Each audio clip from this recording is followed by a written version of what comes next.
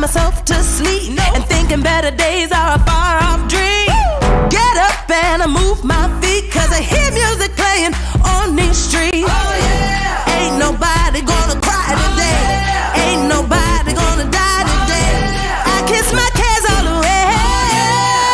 It's gonna be a good, good day. It's gonna be a good, good day. Good, good day. Gonna be a good, good day. Things finally all gonna go my way.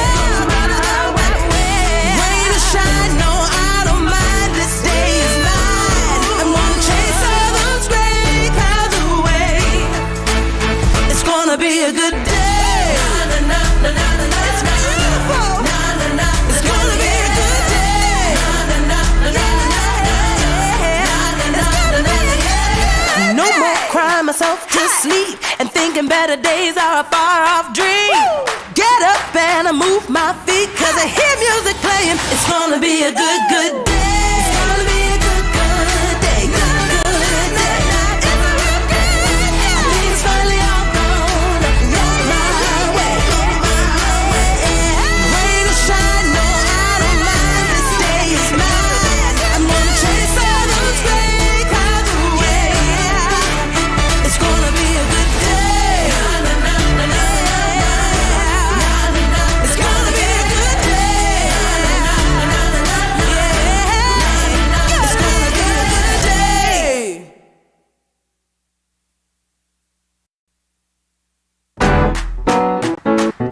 Woo! It's a great, great day. It's a good day. Get up! Can't you see the sun shining?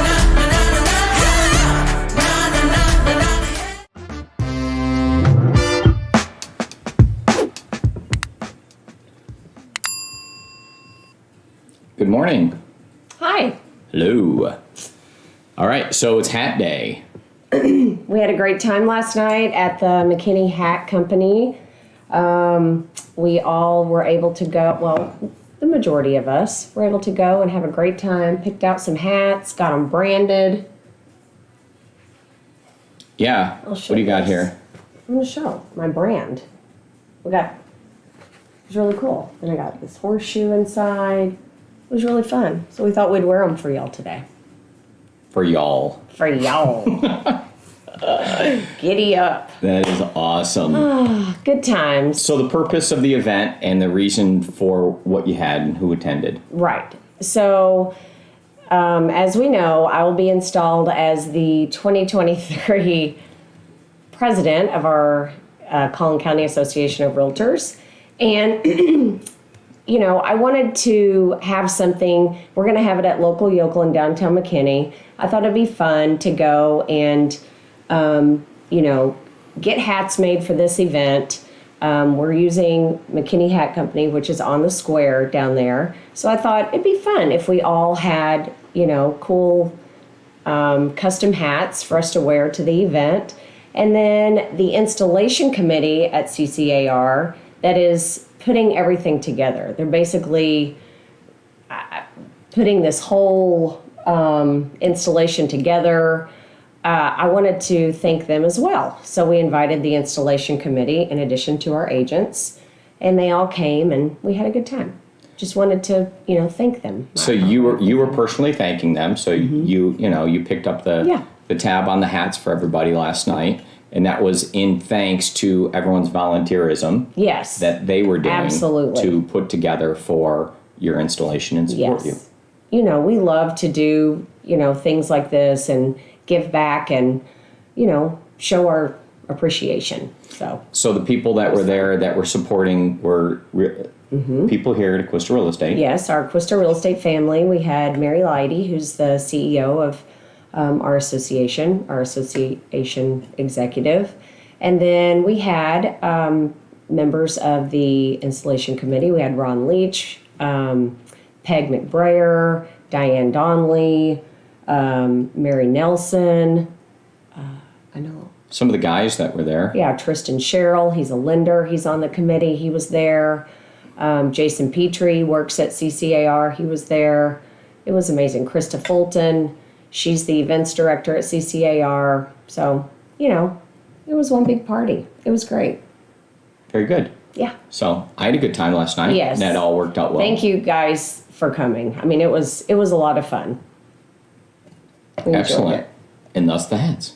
That's the hats. Now, I will say I love my hat. I love it so much. But for a second, I felt like a park ranger or a state trooper. I don't know. Yeah. Jody just commented on the feather. I have a Stetson pin. They're Stetsons. This is Mike's very first hat, I think. Cowboy hat. Yeah, I traditionally, I guess, would wear like a ball cap or something along those lines. Yeah. So it's awesome. Good times. There you go.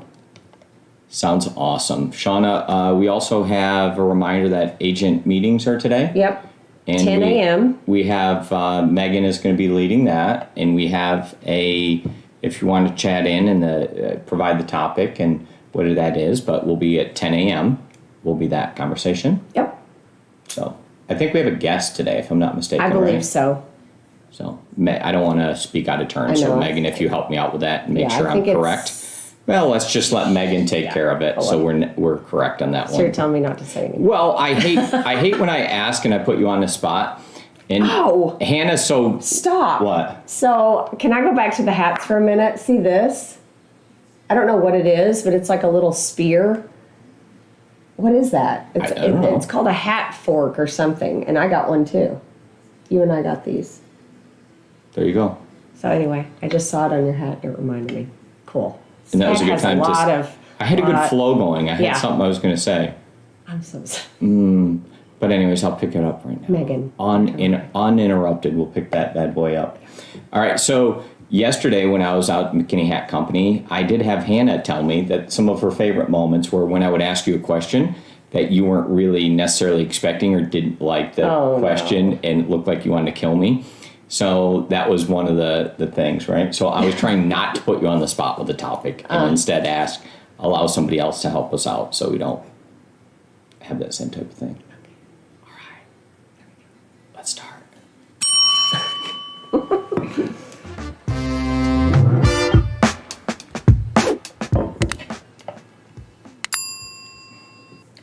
Are you a courteous listing agent? That is the question right here that we need to discuss. That is Shana Acquisto. She is wearing a hat, as am I. She's a luxury real estate broker. Thank you to McKinney Hat Company for putting together some awesome hats for us. Yeah. And let's go ahead and talk about things that are important for being a courteous listing agent, like... Yes. Okay. So being a courteous listing agent really goes a long way. People remember these things, right? If they did not, they remember more if they had a bad experience than a great experience. Okay. Just remember that. So here's a couple of things. If you have a listing, okay, and this is coming from a personal experience that I had last week. So we were negotiating a contract, working through it, and in the meantime, showings continued to happen on our listing. Okay. So we had executed a contract, say, mid-morning. We had a showing that happened right before that. And then she went to schedule a second showing later in the afternoon. After the contract was executed. After the contract was executed, and it was under contract. And she was furious. She called me, and she's like, why would you let me come and view this home? Why wouldn't you have told me? And she was just upset. And so I said, well, we don't necessarily have to do that, but I understand your frustration. Okay. But maybe next time you could call as well, right? So the phone does work both ways. The phone does work both ways, but in understanding how upset she was, I thought, this would be a good reminder for us that if you're going to continue and allow the showings, right, after you've executed a contract, or if you've executed if you're executing a contract and you have future showings, I think that would be very courteous to just give them a call and say, hey, I don't want you to waste your time. However, we would really love for you to show the property, and we would accept a backup offer, right? So just, I think a little courtesy goes a long way, and just think of those things and how you feel when that happens to you, and, try to just be a little more courteous. All right, so if we go back to your timeline and we're to plot it on a map here, you said early morning showing by the agent for the first time? Yep. Then Actually, we were negotiating the contract the day before, so we that's just didn't fine. have So you it. were negotiating it, but okay. So start the day before. You're currently working with somebody to try to get a contract executed. Yes. But you don't have one We executed. don't have one, and you never know. No, I don't correct. wanna, Yep. So then the next morning, early on, you have the first showing for this person. yeah. Totally fine. There's nothing to report there. Then you execute a contract. Nor, a lot of times we will call and say, hey, are you working anything? I'm coming. My client's interested. Are you working any offers? Right? Okay. And so remember that side too. Okay. It's always good to ask the questions. Then you execute a contract, say midday, right? And then, so the showing before that, you would have no idea. Then the person goes to schedule a second showing, and then you have the conversation, right? Well, she saw then it was under contract. So she's like, I'm coming back to write an offer. And I've already showed it to them. I didn't know that you were working an offer, or then it just goes under contract. You should have let me know that this morning. Well, you can't foresee the future. Right. Before that happens, so. You can't, but just a reminder, let's be courteous, and if you are working a contract and you do execute a contract and you have future showings, just call them, let them know. And then if you're under option, it's going to show under option. We have 3 days, so to put it under option. If there's a delay in changing the status, then I just think it's a good idea to reach out, give them a heads up of what's going on. Excellent. Yeah. Sounds good. Yeah. Let's hit the bell.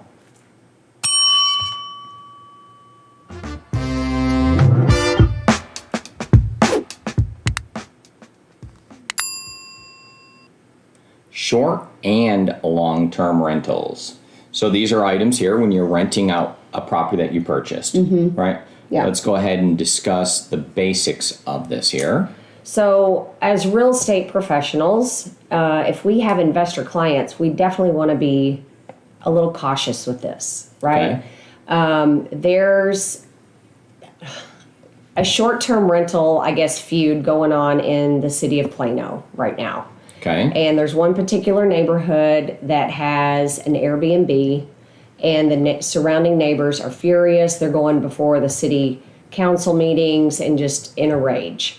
So I think, one, that's something we're going to see at the legislative level, that they're going to work on these short-term rental issues and long-term rental issues, because what we've heard is the caps. They place caps.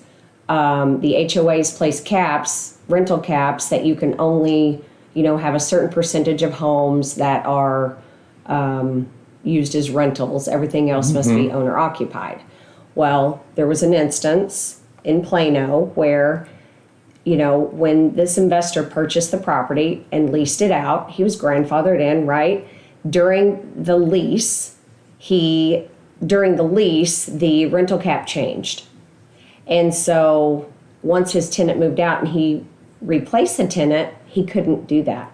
And he was received. These topics are so interesting, right? Because you have the property owner's rights. Yes. You have the best interest of the neighborhood. You have the property going up in value, and you need to look at it during those times in your highest and best use. And then when property values are going down, you want to be allowing the person to do something else. It's super complex. Yes. And it seems like there's not a great solution to it, but you want to let the free market work, but then you want to protect the property owner's rights. And you want to allow for control and... You do. But, going back to when I went to the NAR leadership and we heard from Lawrence Yoon, he mentioned it several times. He's like, if our country becomes a rental country, right? So there should be some control on it. If it becomes a rental country, that is not good. It's just not good. So, you know, I heard a think stat yesterday. what was it? So I heard a stat that 82% of wealth when a person retires comes from the real estate holdings that they own.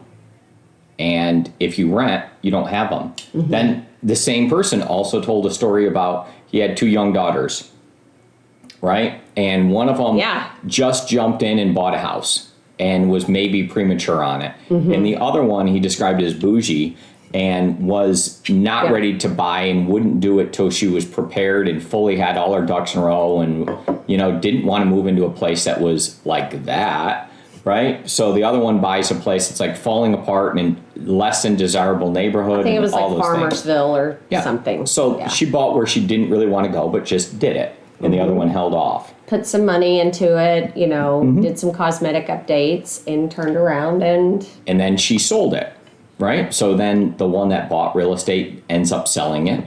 And she's younger and she makes, I don't know, $100 and some thousand on it when she sells it, right? When the market's right. Yeah. And then she goes and buys 3 acres of land and she starts on her next thing. And then the other one, the bougie one, didn't buy any real estate because she wanted to be the right piece. So now prices are up here. so that's a good lesson for home. when people say, should I wait?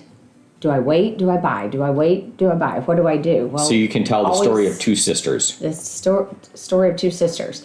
But going back to the short and long-term rentals, if you have an investor client, you know, we don't want to be on the hook if something like that happens, right? So it's really important that you talk to them about these rental caps and what's going on and you know, but tell them you know, you can't be responsible for that and some things could happen. So they need to understand how all of that works, because if, you know, lo and behold, they get a notice that they're over cap and they've got to sell their home. I mean, there's a lot of issues with that too, I believe. So reach out to your investor clients, and if they have issues like that, if they've received notices or they're facing some obstacles from having their rental properties, we would love to hear those stories. They still have that myhoastory.com website up. And, you know, they go through all of these stories because they need to gather the information in order to be able to take it to the, you know, the legislative guys. So why are we talking about this, right? The key reason why we're kind of discussing this here with you as agents is because this is currently a hot topic. People are financially affected for it. They're motivated on, I'm against it, and they're motivated for it, I'm for it. There's a big money at play here on what's going on. There's a lot of institutional investors going out and buying up a ton of properties, so it's a super hot topic. Yeah. And you as the agent are the professional that know a lot about it. Yeah. And you can help direct people to either, number one, avoid said issues in certain neighborhoods, or help them find the right places where they can invest in real estate, where this issue is avoided in total. Right. And, you know, I also learned that it is not legal for an HOA to restrict the owner's right to lease a property. Like it's very broad in scope in the details, but they are not allowed to do that. They don't have that authority to do that. So I know Frisco, the city of Frisco, in recent months, they now have an application. If you're going to short-term rent your property, you must fill out this application. And I do feel that that is a solution that, you know, you have to adhere to certain guidelines, right?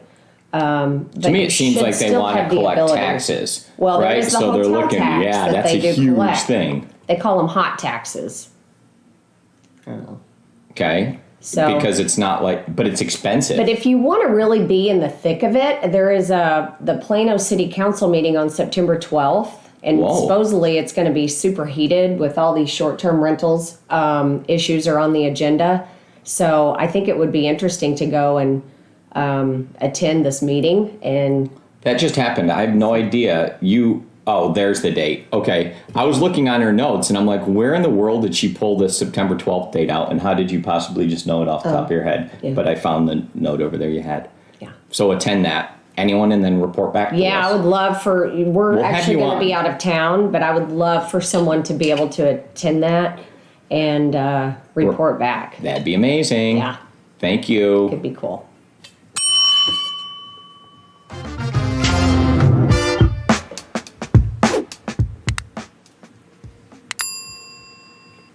Well, that's a wrap for us, folks. All Wrapping it done. Discussed a couple of topics, courteous listing agents. Then we discussed short-term rentals and all of that, and hopefully helped you guys out a little bit more to keep that top of mind as you're searching for different buyers, right? To help you out. Yeah. People might want to be selling properties because they're having problems with this. There's a lot of transactions going around related to this. You need to keep where that people top of might mind. want to, and then help those people out. And they probably need to go to like unincorporated areas where these rules do not apply at all, right? To make sure that they have this. Not necessarily certain areas, but like other areas they could go to. Yeah. If that's what they're looking for, like further out. Way out. Not areas you would think. That's not like a desired thing. Yeah. I feel like we should No renters. hit hats. Well, that just I'm not sure why that was a thing. All right, you guys. See you at 10 o'clock for agent meetings. Later.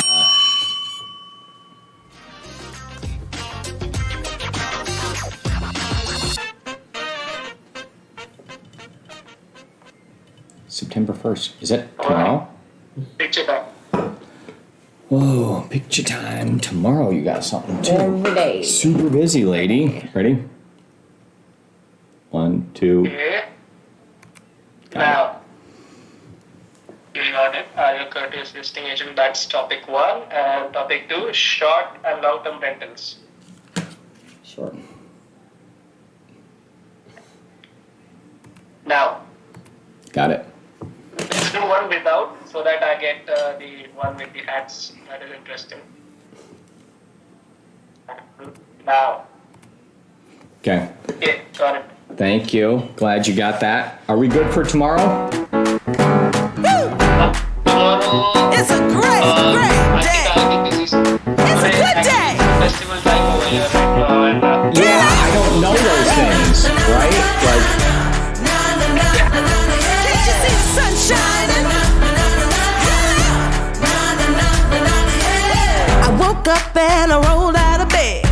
Got dressed and I left at 10. Check my nails, looking good. It's a beautiful day in the neighborhood.